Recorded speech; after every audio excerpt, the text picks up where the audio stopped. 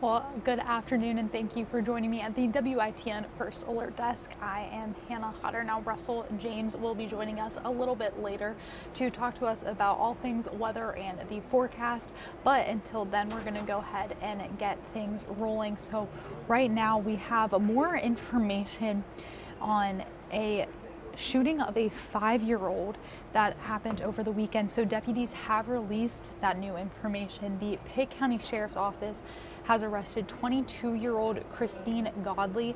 She was identified as the mother of the 5-year-old who was shot over the weekend, and 23-year-old Jaquan Taylor, who was identified as Godley's boyfriend. Now, Saturday, deputies received a report about the child and were told the shooting happened at a home on River Creek Drive near Washington.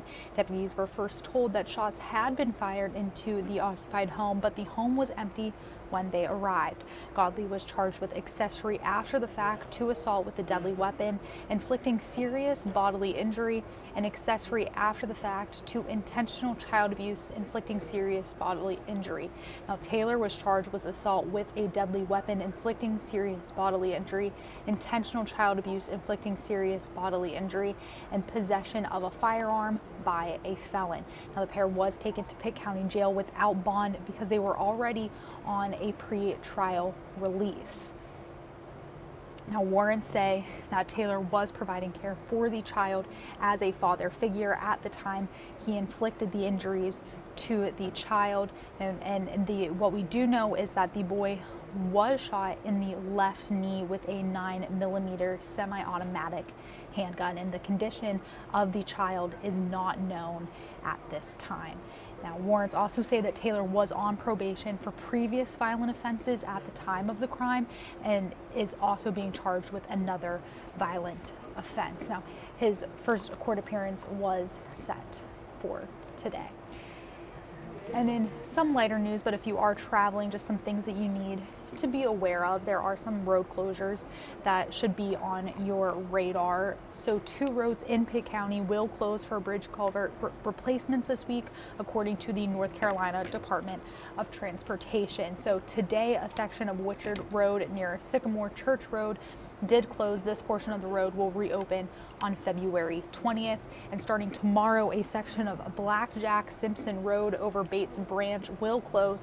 Now, that is expected to reopen on February 27th. Drivers are asked to use caution when traveling near the area and find other routes to avoid any delays.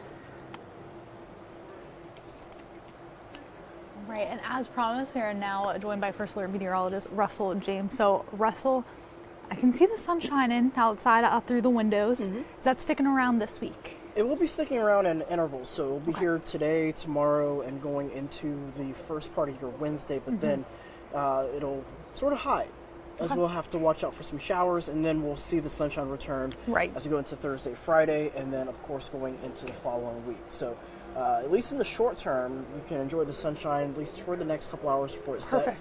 Temperatures still remaining generally into the 30s, and then we're going to steadily drop down into the upper 20s as we head into the evening hours tonight. So again, we're pretty much in good shape. Right now we're sitting at 41, west-northwesterly breeze at 5 miles an hour. Traffic is moving nice and smoothly on Arlington and Greenville Boulevards. Washington, look at that. Water is practically still there near the waterfront there, 42 outside. Most spots have climbed up into the mid to upper 40s, and we're running everywhere between 5 to 10 degrees warmer than it was around this time yesterday. Now, on average, we should be seeing our high temperatures into the upper 50s, getting close to 60 degrees. We'll have some signs of that going into tomorrow as we'll take a look at our temperatures. So again, Tuesday morning, starting off the day near freezing. Watch what happens by the afternoon, 1 o'clock. Areas to the north sitting into the mid-50s. Once you work your way towards Washington, into New Bern, Jacksonville, you could definitely be toasty, around 63 degrees on tap, and then 67 there by 4 p.m. So we can have a few spots flirting with the 70-degree mark. Meanwhile, along the coast, due to a persistent southeasterly breeze, the oceanic water temperatures are very cold, so the air above that is going to be moving across the air mass. It's going to be carrying some of that cooler air with it, so that's going to keep temperatures a touch cooler near the coast compared to the counterparts further inland. And then as we look at our forecast going into Wednesday, we'll start the day off with highs in the 50s, increasing clouds, a chance for a few morning showers. These showers won't be as significant. A few scattered sprinkles rather from time to time, and then it'll taper off later on into the day. More rain could develop down towards Kenansville and Jacksonville, and then right along Manio and into Hatteras. Then once we go into Wednesday afternoon, we'll climb back up into the mid-60s under plentiful sunshine. So again, it's like a teaser to the upcoming system that we'll be tracking heading into the weekend, particularly going into late Saturday night and into your Sunday. So let's take a look at your next big impact more so in further detail. Of course, we talk about Tuesday and Wednesday system, but then as we go into Thursday or so, we begin to dry out for just a little bit. And then watch what happens. We're just going to keep on going. Friday afternoon looking good, northeasterly breezes. And then Saturday, still fairly quiet. But when you look at that rainfall outlook over the next 8 days, it's pretty much overspreading much of the entire country, including us here in eastern North Carolina. So again, if you have plans for Valentine's Day and even going into Wednesday, those are the days where you just may have to get an umbrella just in case. Sunday, you may need to push some of those plans back a little bit, even going into Monday of next week. But overall, temperatures climb near average towards the end of the week, and then, of course, will be above average for tomorrow. I love that. I think I'm going to have to take a trip to Jacksonville, though, to see that almost 70s. Yeah. I honestly, it is worth it, especially after dealing with snow and ice one week, rain another weekend, temperatures being into the 20s and 30s for an extensive period of time. It's worth taking the trip to relax, especially, I don't know the last time we've actually got up to 70. I was going to say, I don't remember the last time I've seen that. I want to say it might have been the first week of January.